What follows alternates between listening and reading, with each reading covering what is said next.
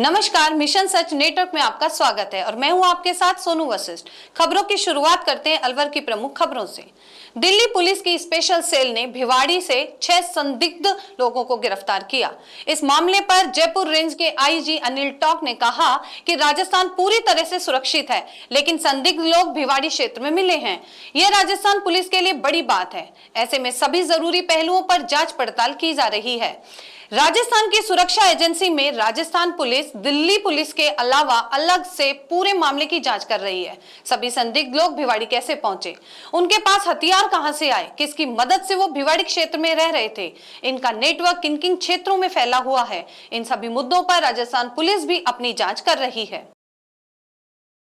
मैं आपको ये स्पष्ट करना चाहूँगा कि दिल्ली पुलिस से हमारे पास रिक्वेस्ट आई थी कि उनका एक इन्फॉर्मेशन थी, उसको वेरिफिकेशन भी उनको करना था और साथ ही साथ उन्होंने हमारे राजस्थान पुलिस से सहयोग भी मांगा था कि हमें आपका सिक्योरिटी कवर चाहिए। तो उस संदर्भ में हमने यहाँ भिवाड़ी के तोपान के थाना क्षेत्र में उनको सिक्योरिटी कवर हमें दिया था और वहाँ पर बताए थे सस्पेक्ट्स हैं कुछ, उनके पास जो इन्फॉर्मेशन थी उनसे ज़्यादा उन्होंने शेयर नहीं की थी, बट सस्पेक्ट्स के बारे में ये कि यहाँ पर आए हैं, कुछ इनके बाद जानकारी, उसमें हमें अरेस्ट करने की कार्रवाई हम करेंगे। इस प्रकार के बाद इन्फॉर्मेशन आए, ऐसे पर हमने उनको पुलिस फोर्स उपलब्ध करवाया जाकर के जो सस्पेक्ट आए उनको करीब संख्या में 6 लोग थे, जिनको वहाँ पुलिस को हमने गिरफ्तार करके उनको सुपुर्द किया गया था। और बाकी शेष जो कार्रवाई थी वो क्योंकि दिल्ली पुलिस स्पेशल सेल्स में डील कर रही, तो उनकी पूरी डिटेल्स है वो उनके पास है। दिल्ली पुलिस की तरफ से पूरी कार्रवाई रही, वो एक अलग इशू है, उसकी जांच पैरेलल चल रही है। लेकिन एक बड़ा इशू ये आ रहा है कि राजस्थान के अंदर ये सस्पेक्ट थे, तो अब राजस्थान पुलिस की तरफ से क्या अहम पहलुओं पर जांच होगी, क्योंकि दिल्ली के नजदीक भिवाड़ी है 70 किलोमीटर, तो काफी अहम ये पूरा इशू। ये बात बड़ा अहम महत्वपूर्ण है क्योंकि दिल्ली के एनसीआर एरिया में है और जहाँ भिवाड़ी का क्षेत्र जहाँ सोपान की जिस प्रकार के ये जो सूचना मिली थी वो हमारे लिए भी बड़ी चिंताजनक इशू था। लेकिन मैं आपको ये स्पष्ट करना चाहूँगा कि जिस प्रकार का इनपुट था, जिस प्रकार की कार्रवाई जो एंटिसिपेट कर रहे थे, मैं अभी तक तो हमें ऐसा विशेष दिल्ली पुलिस के द्वारा कोई ऐसा इनपुट नहीं दिया गया है जिससे राजस्थान के लोगों के लिए और राजस्थान के निवासियों के लिए विशेष रूप से कोई चिंताजनक स्थिति पैदा उत्पन्न करता हो। और पुलिस के लिए भी जब भी ऐसा कोई इशू हमारे सामने आएगा हम उसको पूरी जांच गंभीरता से करेंगे। क्या राजस्थान में भी कोई नेटवर्क फैला हुआ था? AK-47 जैसे हथियार कहाँ से आए थे, कब से रह रहे थे, अरावली की वादियों के जंगल को ही उन्होंने क्यों चुना? कई ऐसे सवाल हैं जो जहन में है और पुलिस की जांच के ये आपके प्रश्न बड़े महत्वपूर्ण हैं और इस संदर्भ में अभी विस्तृत रूप से जो इंट्रोगेशन जो दिल्ली पुलिस के द्वारा किया जा रहा है वो ही बता पाएंगे। लेकिन इतना जरूर है कि राजस्थान में बड़ा महफूज है, मैं इतना अभी फिलहाल ये कह सकता हूँ। तो राजस्थान की इंटेलिजेंस जो ब्यूरो है क्या वो भी अब यहाँ से चीजें कलेक्ट करेगी, अपने सोर्स बनाएगी? देखिए, ये जिस प्रकार का इन्होंने न्यूज़पेपर्स में JPR भाई जिस प्रकार की सूचनाएं आज समाचारों में प्रकाशित हुई है, उसको देखते हुए राजस्थान पुलिस है वो कोई भी ऐसा गंभीरता के साथ पूरी जांच पड़ताल करेगी, पता करेगी कि कहाँ कहाँ जैसे लोगों का हाइड आउट थे, कौन किन लोगों के संपर्क में है, इस प्रकार की कोई जानकारी जो विशेष रूप से दिल्ली पुलिस से मिलने पर हम सख्त रूप से कार्रवाई करेंगे। अलवर शहर में जमाकर्ताओं से ठगी करने वाली विभिन्न वित्तीय कंपनियों के खिलाफ प्रशासन की ओर से कार्रवाई नहीं करने और उनकी जमा राशि वापस नहीं करने के विरोध में जमाकर्ताओं की ओर से आगामी 1 सितंबर से मिनी सचिवालय पर शांतिपूर्ण असहयोग आंदोलन किया जाएगा। यह निर्णय शुक्रवार को ठगी के शिकार जमाकर्ताओं की कंपनी बाग में हुई बैठक में लिया गया। पीड़ित हजारीलाल गुलाबचंद मोहनलाल जैन ने बताया कि अलवर शहर में ठगी पीड़ित जमाकर्ता की मांग को कई बार जिला कलेक्टर को ज्ञापन दिए गए, लेकिन कोई कार्यवाही नहीं हुई। उन्होंने बताया कि अलवर में बड़ी संख्या में लोगों की राशि विभिन्न वित्तीय कंपनियों में जमा है और समयावधि पूरी होने के बाद भी उन्हें नहीं लौटाया जा रहा। हमारे जो कंपनियों के जो पैसे रुके हुए हैं सरकार नहीं दे रही है। 2019 से जो एक्ट बना है, इन्होंने कानून बनाया है, उसको ये ठीक प्रकार से लागू नहीं कर रहे हैं। पब्लिक परेशान है और हम ये चाह रहे हैं कि हमारे पैसे जल्दी से जल्दी मिले ताकि सभी लोगों को राहत मिले। काफ़ी लोगों ने आत्महत्या कर ली इस चक्कर में और हमारे घर पे आते हैं लोग और हमें परेशान करते हैं जो कस्टमर हैं। तो हम ये चाहते हैं, सरकार से मांग करते हैं कि इस कानून को जल्दी से जल्दी पास करके लागू करके और हमारे पैसे दिलाए जाए जो हमारे कंपनी में पैसे फंसे हुए हैं। हमारी ये मांग है सरकार से कि हमारे सभी लोगों के पैसे दिलाए जाए। हमारा ये आंदोलन सन 19 से चालू है लेकिन सरकार हमारे आंदोलन के लिए अभी कुछ भी सुनने को तैयार नहीं है। हमारे साथी एजेंट काफी मर चुके हैं, डिपोजिशन में बहुत सौ ने अपनी आत्महत्या कर ली है। हम सरकार से गुजारिश कर रहे हैं या तो हमारा भुगतान जल्दी से जल्दी कराएं अथवा हमें 1 तारीख से मजबूर होकर ऐसा आंदोलन की शरण लेनी पड़ेगी, जो मिनी सचिवालय अलवर कलेक्टर भवानी तोप का आगे रखा जाएगा। यहाँ पर सभी सदस्य इकट्ठा होकर असहयोग आंदोलन को जब तक सरकार हमारी मांगे पूरी नहीं करेगी इतना हम चलाते रहेंगे। सभी कंपनियों के लिए आंदोलन चला रहे हैं, जिनका पैसा फंसा हुआ है उनके लिए। जो पैसा क्यों फंसा है, क्योंकि मोदी जी ने एक साथ 3 लाख कंपनियां बंद कर दी और उसके बाद 2019 में कानून बना के बताया कि भाई हम सबको पैसा देंगे, 180 दिन में देंगे, 2 से 3 गुना देंगे और जिला कलेक्टर के माध्यम से देंगे। वो कानून बन गया और ये किताब रही उसकी बाकायदा, इसे फोटो खींच लो। ठीक है। उसके बाद 2019 से 5 साल हो गए, अभी तक कोई कार्रवाई नहीं हुई। जिला कलेक्टर के पास जाते हैं तो वो कहता है हमारे पास आदेश ही नहीं है। जब आदेश ही नहीं आया तो कब लेगा फार्म, कब हमको पैसे देगा। हम तो यहाँ दुनिया तो आत्महत्या कर रही है, और आत्महत्या छोड़ो, जो निवेशक है गोली मार रहे हैं एजेंटों को, कई जगह गोली मार दी है, कई जगह लट्ठियों से पीटा है। तो हमारे पैसे, हमारे ही पैसे हैं, हमको नहीं मिल रहे। जब कितने पैसे बकाए हैं टोटल? भाई हमारे सभी कंपनियों के तो कहाँ बता सकता हूँ मैं, लेकिन हमारे आदर्श के 9,000 करोड़ हैं जो कि हमको वापस लेने, और 14,000 करोड़ की संपत्ति है मोदी जी के पास विभिन्न एजेंसियों में, जैसे कि SFIO है, ED है, इनकम टैक्स, इनमें 14,000 करोड़ जमा है। ऐसे ही सहारा के, ऐसे ही PACL है। आगे क्या रणनीति रहेगी हमारी ये रणनीति है। अब हमने हजारों चिट्ठियां लिखी, लाखों चिट्ठियां लिखी, कोई जवाब मोदी जी ने दिया नहीं है। अमित शाह जी को लिखी, हमने उनको लिखी, क्या नाम, गृह मंत्री को लिखी, कोई जवाब नहीं दिया। आखिर हम हार थक करके 1 तारीख से जिला कलेक्टर के पास धरना देंगे, लगातार देंगे जब तक हमारा पेमेंट नहीं मिल जाता, जब तक, और हर जगह देंगे। ये नहीं अलवर, सारा हिंदुस्तान में सभी जिला कलेक्टर सामने बैठेंगे और हम धरना देंगे जब तक कि हमारा पैसा नहीं मिल जाता। GS enterprises Tata green battery distributor की ओर से टाटा बैटरी की खरीद करने पर ग्राहकों को उपहार दिए गए। उपहार पाकर टाटा बैटरी की खरीद करने वाले ग्राहकों के चेहरे खिल उठे। ग्राहकों ने टाटा बैटरी की सर्विस को अन्य कंपनियों से बेहतर बताया। कंपनी की ओर से अलवर एवं भरतपुर जिलों में टाटा बैटरी की खरीद करने वाले कस्टमर के लिए कूपन स्कीम निकाली गई थी। इस योजना में अलवर और भरतपुर के 40 उपभोक्ताओं का चयन कर उपहार दिए गए। यह स्कीम 5 मई से 5 जुलाई तक टाटा बैटरी लेने वाले कस्टमर के लिए लागू की गई थी।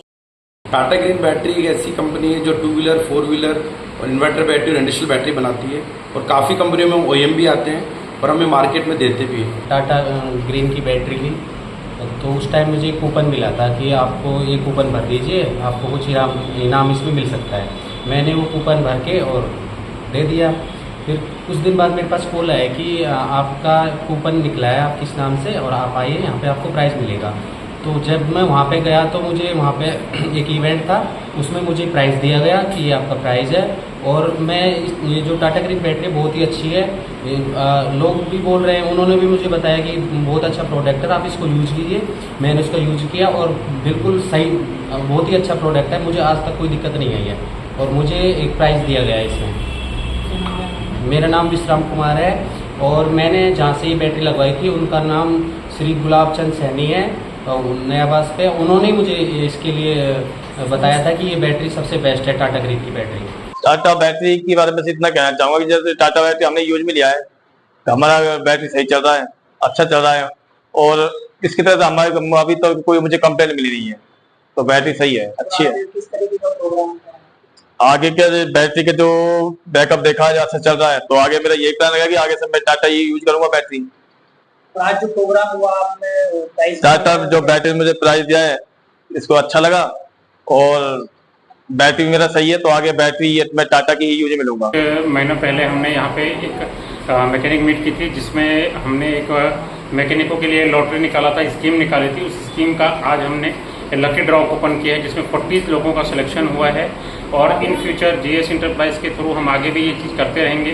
टाटा ग्रीन बैटरी में आज हमारे बहुत ही एक अच्छे CP के तौर पे GS एंटरप्राइज जुड़े रहते हैं हमारे साथ में और माने जाते हैं।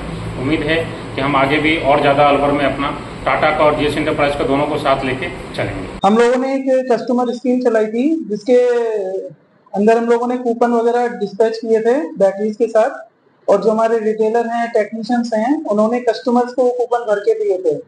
तो ये स्कीम चली थी हमारी 5 मई से लेकर और 5 जुलाई तक। उसके बीच में जो भी कैंडिडेट है जिसने भी बैटरी परचेज की है उसको एक कूपन अलॉट किया गया था।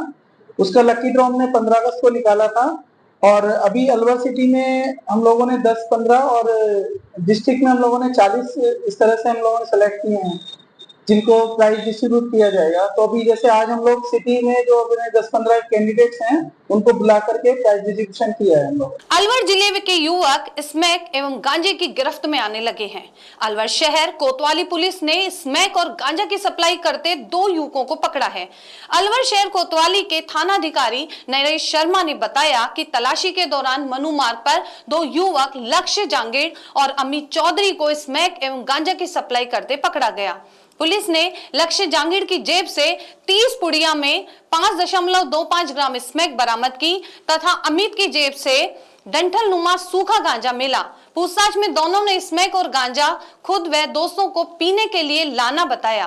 गिरफ्तार किए गए दोनों युवकों के खिलाफ एनडीपीएस एक्ट में मामला दर्ज कर पूछताछ की जा रही है।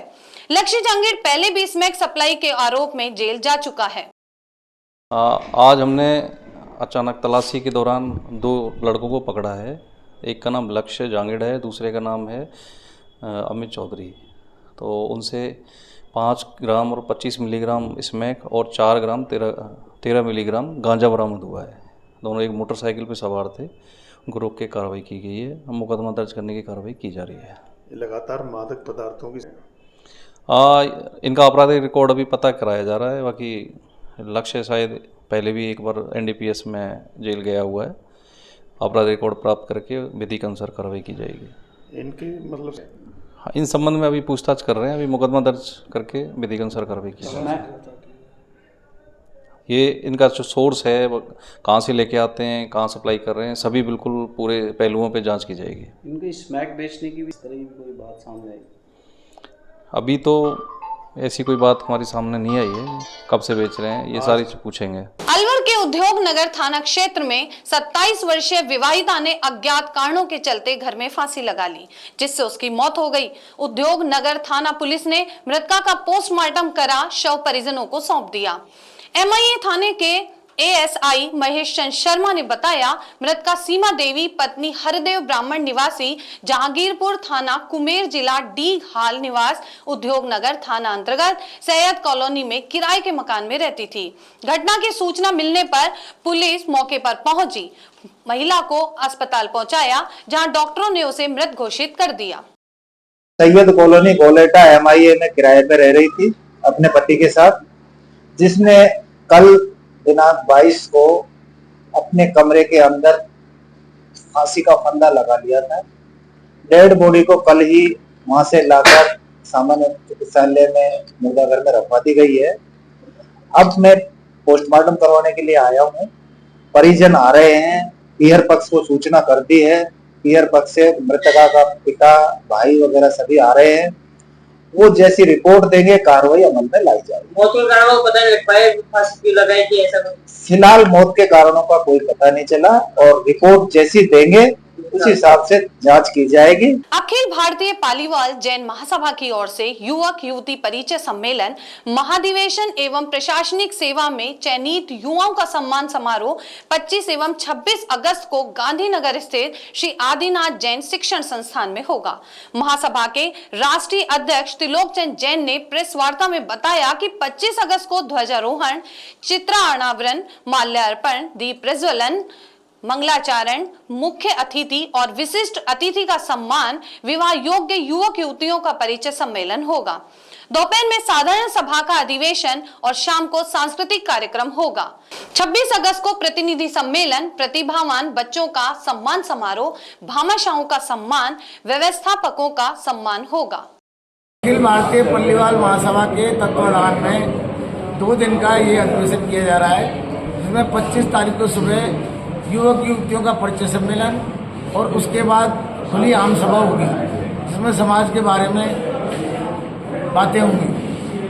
26 तारीख को पहले प्रतिनिधि सम्मेलन होगा, जिसमें समाज में चल रही कुरीतियाँ बुराइयों पर चर्चा होंगी, उसके कोई समाधान ढूंढे जाएंगे विचार विमर्श के बाद। और फिर हमारे जो युवक बच्चे, युवक युवती, मेधावी बच्चे हैं, IAS, RAS या PhD डॉक्टर वगैरह बने पिछले 2 वर्षों में, उनका बहुमान किया जाएगा, सम्मान किया जाएगा, जिससे कि उनको भी आत्मबल मिले और बच्चों का भी स्वाभिमान बढ़े। क्या नाम है आपका? मेरा नाम त्रिलोक चंद जैन है, राष्ट्रीय अध्यक्ष हूँ हिंदीवाल महासभा का। 22 साल के बाद ये कार्यक्रम। परिवार जैन महासभा अखिल भारतीय स्तर पे एक अवार्ड मिला है अलवर को कि अलवर में एक वृहद आयोजन हो रहा है, आयोजित किया जा रहा है। इसमें परिचय सम्मेलन से मतलब ये होता है कि युवक युवती अपना अपना परिचय स्टेज पर आके देते हैं और फिर जोड़े बनते हैं, जिसको जो पसंद होता है उनके परिवारजन उनसे संपर्क करते हैं। उसके बाद हमारा प्रतिनिधि सम्मेलन, हमारे जो राष्ट्रीय जो भी कार्यकर्ता यहाँ पौधे आ रहे हैं, उन सबकी एक जनरल मीटिंग आप कह सकते हैं उसको। और फिर दूसरे दिन भी वो चलेगा सम्मेलन। और दोपहर बाद जो है मेधावी छात्र जो है, मेधावी जो अधिकारी जो चयनित हुए हैं हमारे समाज के, उनका सम्मान किया जाए। इस सारे आयोजन में जितने भी लोग बाहर से आ रहे हैं उन सबको बहुत ही व्यवस्थित तरीके से AC रूम्स की आवास व्यवस्था की गई है। और जितने भी लोग यहाँ उपस्थित रहेंगे, चाहे वो अलवर शहर के हों, चाहे वो बाहर के आए हों, आप जन हो, जो भी यहाँ लोग मौजूद रहेंगे, उन सबके 3 टाइम के भोजन की व्यवस्था भी यहाँ की गई है। ठहरने की सारी उचित व्यवस्थाएं है। मैं उम्मीद करता हूँ कि ये भव्य प्रोग्राम होगा, अविस्मरणीय होगा। अलवर के अरावली विहार थाना अंतर्गत मुंगस जनता कॉलोनी में समुदाय विशेष के कुछ लोगों द्वारा दुकान में घुसकर महिला के साथ मारपीट के मामले में पुलिस की ओर से कार्रवाई नहीं करने पर सर्व समाज की ओर से शुक्रवार को मिनी सचिवालय के गेट पर धरना दिया गया। महिला से मारपीट का पुलिस थाने में मामला दर्ज कराया, लेकिन कोई कार्रवाई नहीं होने से सर्व समाज के लोग आक्रोशित हैं। सर्व समाज के प्रेम सिंह राजावत व देवेंद्र राजपूत ने बताया कि आरोपी शकील, वारिस, सपाक खान, मुबारक खान आदि मोहल्ले में तेज रफ्तार से बाइक चलाकर कई बार वारदात को अंजाम दे चुके हैं। पुलिस में मामला दर्ज कराने के बाद भी कार्रवाई नहीं हुई। जनता कॉलोनी शिव मंदिर के पास की बात है। कल एक परिवार जो दुकान करता है, उस पर कुछ मुस्लिम धर्म के लोगों ने हमला कर दिया। वह अपराधी टाइप के लोग हैं। पहले भी उन्होंने सिख समाज के लोगों पर वहां हमला किया था। वर्तमान में हमला करने के बाद सुबह उनकी FIR दर्ज हो गई। शाम को गिरफ्तारियां भी हुई हैं, परंतु धाराएं उसमें इतनी कमजोर लग गई कि उसमें उनका बेलेबल ऑप्शंस है। ये बस्ती के लोग, ये सर्व समाज के लोग यहाँ ये मांग करने आए, उनके साथ हम सब भी यही मांग करते हैं कि उनकी धाराएं बदली जाएं, उन पर बेलेबल नॉन बेलेबल ऑप्शंस उनके लगाए जाएं। जो उनकी धाराएं बनती हैं उस धारा में उनके खिलाफ कार्रवाई की जाए और ये इस प्रकार के अपराधियों को वहां बस्ती में ले जा करके और उनको ये अपराध करना भूल जाएं। ऐसा दंड उनको रोड पर घुमा करके हमारे बस्ती में करना चाहिए। पुलिस का जो ध्येयवाक्य है अपराधियों में डर और आमजन में विश्वास, उसको पुलिस को ये सिद्ध करना चाहिए। उसके लिए हम सब लोग यहाँ आकर के बैठे हैं। क्या मांग है आपकी? पूर्ण गिरफ्तारी हो बदमाशों की, जिन्होंने अपराध किया है उन अपराधियों की गिरफ्तारी हो। और एक व्यक्ति अभी भी उनको छोड़ते हुए कल गिरफ्तारी करा के गया है और स्वतंत्र घूम रहा है शहर में स्वतंत्र घूम रहा है, बस्ती में घूम रहा है, और उसके बाद भी उस व्यक्ति की गिरफ्तारी नहीं। पूरे जो भी अपराधी है सबकी गिरफ्तारी हो और कानून में जो धाराएं बनती हैं वह धारा भी पूर्ण तरीके से लागू है। यही हम सबकी मांग है। कल जनता कॉलोनी मुंगसका में मुसलमान युवकों द्वारा हमारे समाज की बेटी पर हमला किया गया था, जिसकी रिपोर्ट सुबह 9 बजे हमने थाने में की थी। 6 बजे तक कोई कार्रवाई नहीं की गई थानेदार के द्वारा, और जो थाने में FIR हुई और नाम मात्र की उनकी धाराएं लगाई गई। किसी राजनीतिक दबाव में आकर उसने ऐसा किया, ना किसी आरोपी को, मुख्य आरोपी को पकड़ा गया और वो आरोपी अब भी वहीं घूम रहा है। हम चाहते हैं इसकी निष्पक्ष जांच हो CO के द्वारा, और इस थानेदार को, SHO को तुरंत प्रभाव से निलंबित किया जाए। हमारे आरोपी मुसलमानों के लड़के हैं, 4 लड़के हैं। शकील है, वारिस है, सपात खान है मुबारिक खान है। क्या मामला होता है? कुछ नहीं, नॉर्मल ये दुकान चलाते हैं, इनको खींचने के लिए आए थे और धमकी देते हैं। अब भी धमकी दे के गए कि तुम्हें अगर इसको वापस नहीं लिया तो तुम्हें मार देंगे, काट देंगे। पीड़िता का क्या नाम है? पीड़िता साथी है हमारे, उसके पैर में 10 टाके 11 टाके आए हुए हैं और प्रशासन के द्वारा कोई ऐसी कार्रवाई नहीं की गई है। राजपूत समाज के सारे युवा हैं और सर्व समाज का हमारे इस आंदोलन में हमारे साथ है और अगर कार्रवाई नहीं की जाएगी तो और आंदोलन उग्र रूप लेगा। मुख्य मांग क्या है? आरोपियों की गिरफ्तारी हो और उनकी परेड हो कॉलोनी में। जो वो रात 2-2 बजे तक वहाँ माफियागिरी करते हैं, घूमते हैं, बाइकों को तेज चलाते हैं कि हम दादा हैं यहाँ के, उनकी वहीं परेड हो, नग्न परेड हो। और उनपे 300 जो अलग धारा है, घर के अंदर लूटपाट की और महिला के साथ छेड़छाड़ की, उसके हाथ लगाने की, वो धारा है, उस पर केस दर्ज किया जाए। जिसने केस दर्ज किया उसने नॉर्मल धाराएं लगाई हैं। हम चाहते हैं धाराएं बदली जाएं। नारायणपुर में गत 11 जुलाई को बीजेपी नेता यासीन खान पर हमला कर मौत के मामले में फरार चल रहे 5000 के इनामी बदमाश करवेंद्र उर्फ टूटू को गिरफ्तार किया। थानाधिकारी शिंबू सिंह ने बताया कि पूर्व में हत्या में शामिल 5 आरोपियों को पुलिस ने गिरफ्तार कर लिया तथा घटना शामिल शेष बचे आरोपियों की पुलिस तलाश कर रही है। और अब चलते हैं जिला की ग्रामीण खबरों की ओर। विराटनगर विधानसभा क्षेत्र में युवक मोहित मीणा का 28 दिन पहले संतृप्त अवस्था में शव मिलने पर परिजनों द्वारा हत्या का अंदेशा जताया गया।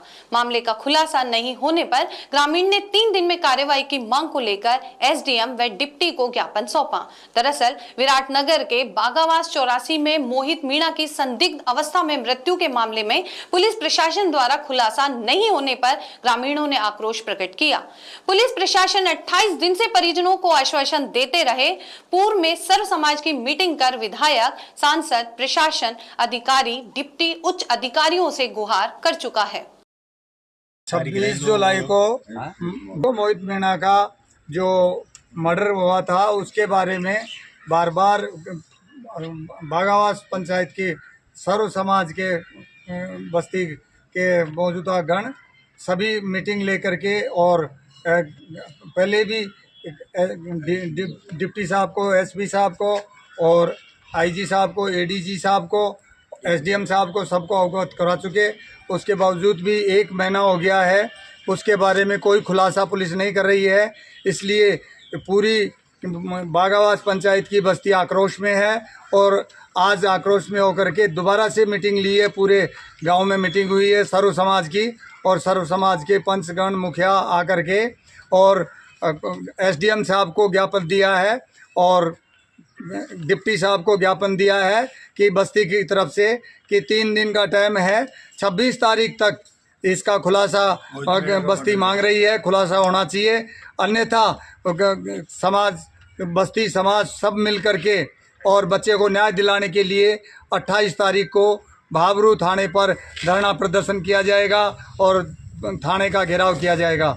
इसके लिए सभी बस्ती के पंच पटेल, सभी समाज के आदमी इकट्ठे होकर के और आज ज्ञापन देने डिप्टी साहब के ऑफिस में और एसडीएम साहब को ऑफिस में जाकर ज्ञात किया है, ज्ञापन दे करके और इसके बारे में जानकारी और अवगत करवाया है। बस्ती एक आक्रोश में है, खुलासा नहीं कर रही है इतने बड़े मर्डर का। इसलिए वहाँ को जो भी कुछ होगा समाज, बस्ती और आक्रोश में आई हुई जनता के द्वारा और परिजनों के द्वारा उसकी जिम्मेवार प्रशासन और पुलिस होगी। जैसा कि मेरे गांव के सभी गणमान्य नागरिक मेरे साथ आए हुए हैं, पिछले महीने की 26 तारीख को मोहित मीणा उर्फ टोनी का मर्डर हो गया था। उसका अभी तक प्रशासन द्वारा कोई खुलासा नहीं किया गया। इस मामले में आज मेरे पूरे गांव की सर्व समाज की मीटिंग हुई, उसमें यह निर्णय लिया गया अगर 3 दिन में इसका खुलासा नहीं होता है तो धरना प्रदर्शन बाबरू थाना के सामने, धरना प्रदर्शन कोई छोटा मोटा नहीं होगा, पूरे जो सर्व समाज का मामला होगा वो एक विशाल मामले में धरना प्रदर्शन होगा। उससे हम सभी ग्रामवासियों को ये संदेह है, राजनीतिक दबाव, प्रशासनिक दबाव, इस वजह से हमारा इस जो मर्डर हुआ है उस मर्डर का खुलासा नहीं हो पाया। बागावास 84 में मिली थी, पंकज मीणा के खेत में मिली थी। हम किसी पे आरोप नहीं लगा रहे कि ये है मर्डर करने वाला। हम प्रशासन से न्याय की मांग कर रहे हैं, हमारे साथ न्याय होनी चाहिए। मर्डर चाहे कोई भी क्या हो, उसका खुलासा होना चाहिए। हम प्रशासन को यही कहना चाह रहे हैं कि इस मामले को दबाया नहीं जाए और जो भी है मर्डर करने वाला उसका खुलासा होए। अगर खुलासा 3 दिन में नहीं होता तो एक विशाल धरना प्रदर्शन होगा, जिसमें प्रशासन भी दबाव में आएगा और राजनीतिक मुद्दे भी उठेंगे। इसलिए मैं यहाँ के विधायक साहब को भी अवगत कराता हूँ और जितने यहाँ राजनीतिक पॉलिटिशियन हैं उनको मैं यही कहना चाह रहा हूँ, एक गरीब परिवार के साथ अन्याय हुआ है, उस अन्याय के खिलाफ उनको न्याय मिले। सारे गांव बस्ती के गणमान्य नागरिक, और जब हमारा 3 दिन के बाद में धरना होगा सूचित किया जाएगा। हम मेरे गांव का पर्सनल मामला नहीं है यहाँ का, ये पूरी विराटनगर विधानसभा का मामला है। पूरे विराटनगर विधानसभा में हर घर में से एक बच्चा आएगा और बता दिया जाएगा कि धरना प्रदर्शन कैसे होगा। आप सभी को मैं बताना चाहता हूँ साथियों कि इस धरना प्रदर्शन में मेरे गांव के बुजुर्ग नागरिक सभी लोग आए हुए हैं। इस एक परिवार के साथ अन्याय हुआ है, हम सब लोग यही चाह रहे हैं कि इसके साथ न्याय हो। अगर न्याय नहीं मिलती तो मैं आपको सभी को यह बताना चाह रहा हूं कि मेरे गांव में बहुत सारा संघर्ष हो सकता है। मैं प्रशासन से हाथ जोड़कर मैं विनती यही करता हूं कि इसको न्याय मिले और हमारे गांव को पूरे को सांत्वना मिले। कस्बा बड़ौदा में अंतर्गत धर्मरत परिवार सेवा संस्थान के तत्वाधान में चतुर्थ वार्षिकोत्सव पर गोपाल जी के जन्मोत्सव के उपलक्ष्य में भव्य कलश यात्रा व श्रीमद् भागवत कथा का आयोजन किया। समिति से जुड़े रामबाबू शर्मा ने बताया कि धर्मार्थ परिवार सेवा संस्थान के तत्वाधान में चतुर्थ वार्षिकोत्सव के उपलक्ष्य में 23 अगस्त से 30 अगस्त तक भागवत कथा का आयोजन किया जा रहा है, जिस कड़ी में महिलाओं द्वारा ढोल नगाड़ों पर भव्य यात्रा व झांकियां निकाली गई। कार्यक्रम में कथा का वाचन भगवताचार्य पंडित श्री भूपेंद्र कृष्ण महाराज के द्वारा किया जाएगा। कथा के दौरान माताओं के लिए लॉटरी खोली जाएगी। आज धर्मरत परिवार सेवा संस्थान के द्वारा तत्वाधान में बड़ौदा में कस्बे में चतुर्थ वार्षिकोत्सव मनाते हुए गोपाल जी के जन्मोत्सव के पावन पर्व पर आज दिव्य श्रीमद् भागवत कथा महायज्ञ का आयोजन पंजाबी धर्मशाला बड़ौदा में आयोजित किया गया। ये कार्यक्रम 23 अगस्त से 30 अगस्त तक इस धर्मशाला में शाम 7 बजे से 12 बजे तक का रहेगा। कार्यक्रम की शुरुआत मंगल कलश यात्रा के साथ प्रारंभ हुई। मंगल कलश यात्रा में सैकड़ों श्रद्धालु व 500 से अधिक माताएं कलशों के साथ में मंगल गान गाते हुए ढोल नगाड़ों के साथ में कस्बे के मुख्य मार्गों से होते हुए निकली, जिसमें कस्बे वासियों के द्वारा जगह जगह शीतल जल की प्याऊ लगाकर, मीठा जल पिलाकर, फल वितरण कर शोभा यात्रा का स्वागत और सत्कार किया गया। और मुख्य मार्गों से होते हुए शोभा यात्रा पुनः पंजाबी मैरिज होम में पहुंची है। इस कार्यक्रम को धर्मरत परिवार के तत्वाधान में आयोजित किया जा रहा है और धर्म जागृति के लिए धर्मरत परिवार ये कार्यक्रम आयोजित कर रहा है। रैनी उपखंड के रामपुरा गांव पुलिस ने पिछले दिनों हुई चोरी के आरोप में 2 लोगों को गिरफ्तार किया। पुलिस ने दोनों से चोरी हुआ सामान भी बरामद किया। जानकारी के अनुसार 8 अगस्त को थाने में चोरी का मुकदमा दर्ज हुआ।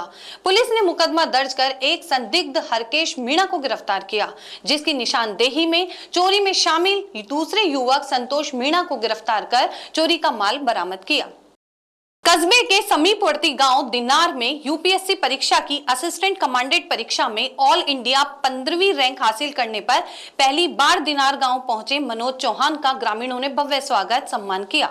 जानकारी के अनुसार यूपीएससी द्वारा आयोजित असिस्टेंट कमांडेंट परीक्षा में मनोज चौहान ने CISF पद पर देश भर में 15वीं रैंक हासिल की।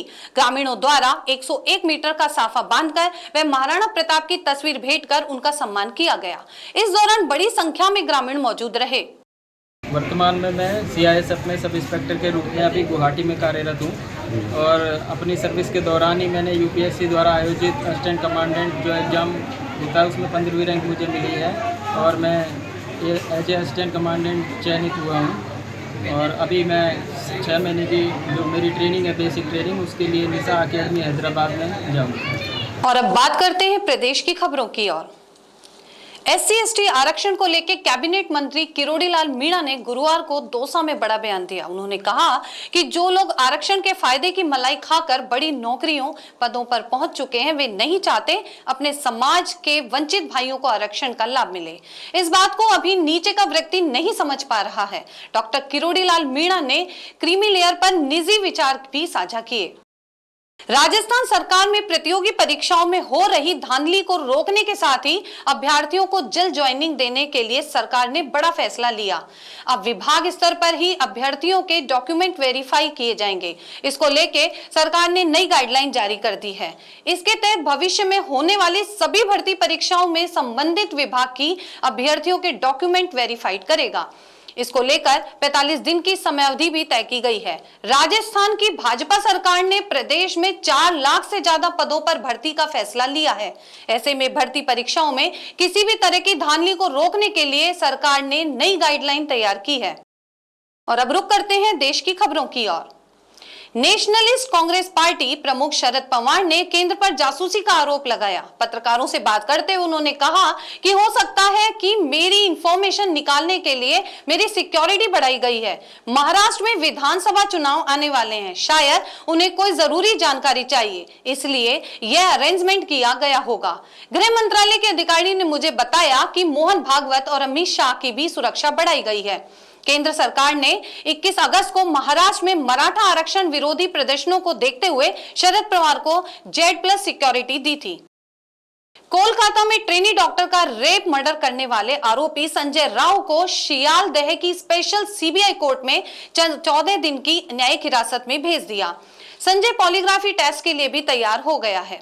CBI ने संजय के पॉलीग्राफी टेस्ट की मांग की थी। RG कर मेडिकल कॉलेज में 9 अगस्त को एक ट्रेनी डॉक्टर से रेप और मर्डर के विरोध में कोलकाता के डॉक्टर्स 15वें दिन शुक्रवार को भी हड़ताल पर रहे। और अब चलते हैं खेल जगत की ओर। भारत के star javelin thrower Neeraj Chopra ने शुक्रवार को स्विट्जरलैंड में लुसाने डायमंड लीग 2024 में सीजन का बेस्ट थ्रो फेंका। उन्होंने 89.49 मीटर का थ्रो किया। हालांकि वे 90 मीटर के ऊपर का थ्रो नहीं लगा सके। लुसाने डायमंड लीग में अपने सीजन बेस्ट थ्रो से नीरज दूसरे नंबर पर रहे। नीरज ने diamond league meeting series table में टॉप 6 में रहते हुए फाइनल के लिए क्वालिफाई किया। नीरज ने इस थ्रो के साथ खुद के पेरिस ओलंपिक में फेंके 89.45 मीटर के थ्रो को पीछे छोड़ा। नीरज ने ओलंपिक में सिल्वर मेडल जीता था। टीम इंडिया 5 मैचों की टेस्ट सीरीज के लिए अगले साल जून में इंग्लैंड दौरे पर जाएगी। भारतीय क्रिकेट कंट्रोल बोर्ड ने दौर का शेड्यूल जारी किया। टेस्ट सीरीज की शुरुआत 20 जून से होगी। इसके साथ ही भारतीय टीम वर्ल्ड टेस्ट चैंपियनशिप के 2025 से 27 साइकिल का आगाज करेगी। भारत और इंग्लैंड के बीच टेस्ट सीरीज अगले साल जून में शुरू होकर अगस्त तक चलेगी। 20 जून से हेडले में पहला टेस्ट, 2 जुलाई से एजबेस्टन में दूसरा टेस्ट, 10 जुलाई से लॉर्ड्स में तीसरा टेस्ट, 23 जुलाई से ओल्ड ट्रैफोर्ड में चौथा टेस्ट और 31 जुलाई से 4 अगस्त तक लंदन के द ओवल मैदान पर 5वां टेस्ट खेला जाएगा। और अब चलते हैं अर्थ जगत की ओर। मार्केट रेगुलेटर सेबी ने फंड की हेराफेरी के मामले में उद्योगपति अनिल अंबानी को शेयर बाजार से 5 साल के लिए बैन कर दिया है। अंबानी पर 25 करोड़ रुपए का जुर्माना भी लगाया गया। उनके किसी भी लिस्टेड कंपनी में डायरेक्टर रहने पर भी पाबंदी लगी है। उनके अलावा रिलायंस होम फाइनेंस के पूर्व प्रमुख अधिकारियों समेत 24 अन्य एंटिटीज को बैन किया गया और अलग अलग जुर्माना लगाया गया। वहीं रिलायंस होम फाइनेंस को 6 महीने के लिए बैन किया है और 6 लाख रुपए का जुर्माना लगा है। खबरों के अंत में बात करते हैं विदेश की खबरों पर। उत्तर प्रदेश के गोरखपुर की बस शुक्रवार को नेपाल की मासारगढ़ी नदी में गिर गई। इसमें लगभग 40 यात्री सवार थे। इनमें 14 की मौत हो गई। मृतकों में एक बच्चा भी शामिल है। इस हादसे में 29 यात्रियों को बचा लिया गया है, जिनमें 16 लोग घायल हैं और 5 की हालत गंभीर है। घायलों को अस्पताल में भर्ती कराया गया। यह बस नेपाल के पोखरा से काठमांडू होते हुए गोरखपुर जा रही थी। बस में सवार ज्यादातर यात्री महाराष्ट्र के थे। सभी नेपाल घूमने गए थे। हादसा शुक्रवार सुबह 11:30 पर नेपाल के तनहुन जिले में हुआ। स्थानीय पुलिस के साथ सशस्त्र बल और सेना रेस्क्यू ऑपरेशन चला रही है। रूस और यूक्रेन में जारी जंग के बीच प्रधानमंत्री नरेंद्र मोदी शुक्रवार को यूक्रेन पहुंच गए। वे पोलैंड से 10 घंटे की ट्रेन यात्रा करने के बाद कीव पहुंचे। पीएम मोदी यूक्रेन में 7 घंटे रहेंगे। कीव पहुंचने पर भारतीय समुदाय के लोगों ने मोदी का स्वागत किया। पीएम ने फॉर्मिन बॉटेनिकल गार्डन में महात्मा गांधी की प्रतिमा पर श्रद्धांजलि अर्पित की। मोदी ने यूक्रेन के राष्ट्रपति जेलेंस्की से मुलाकात की। यूक्रेन के दौरे पर जाने वाले पीएम मोदी पहले भारतीय प्रधानमंत्री हैं। यूक्रेन के राष्ट्रपति जेलेंस्की ने कुछ महीने पहले पीएम मोदी को यूक्रेन आने का न्योता दिया था। आज की खबरों में बस इतना ही। नई खबरों के साथ फिर मिलेंगे, तब तक के लिए दीजिए मुझे इजाजत। नमस्कार।